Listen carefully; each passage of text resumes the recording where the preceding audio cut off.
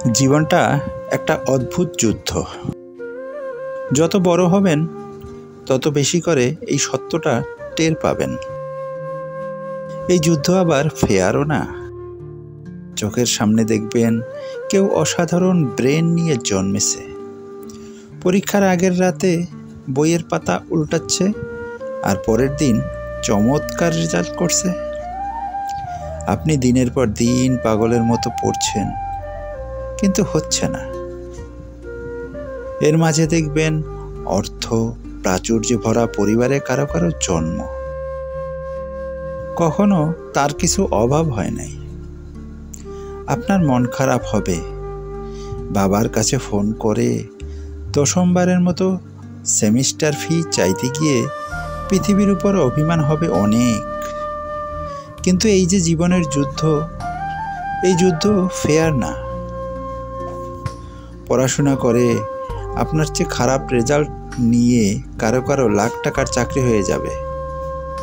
হয়তো ওই ইন্টারভিউটা তার ভালো হয়েছিল, হয়তো রেফারেন্স ছিল, হয়তো স্কিল ছিল, জানি না। হবে কিছু একটা। স্টার্টআপ দিয়ে কোটি টাকা ভ্যালুয়েশনের কোম্পানি হবে কারো কারো। ইউটিউবারের কোটি টাকা দেখে আপনার কেরিয়ার চয়েস নিয়ে প্রশ্ন জাগবে প্রতিদিন।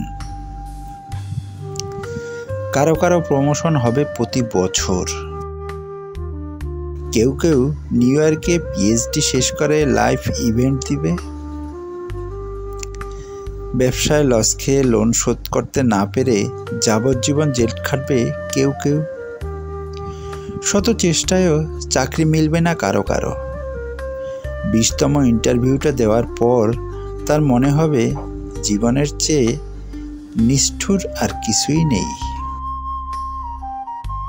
আপনি চাইলে সারাদিন অন্যের সাথে নিজের তুলনা করতে পারেন।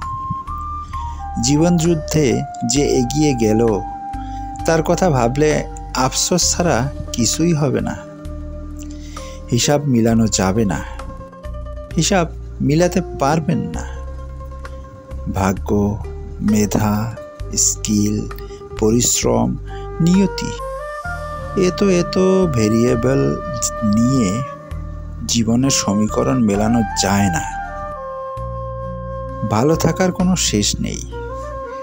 যার কোনো ঠাঁই নাই সে একটা ঘর চায়। বাসে ঝুলতে থাকা মানুষটা একটা গাড়ির স্বপ্ন দেখে, আর সেডান গাড়িতে চড়া মানুষটা এসইউভি গাড়ির ক্যাটালগ উল্টে পাল্টে দেখে। এসইউভির মানুষটা 2000 স্কোয়ার ফিটের অ্যাপার্টমেন্ট খোঁজে।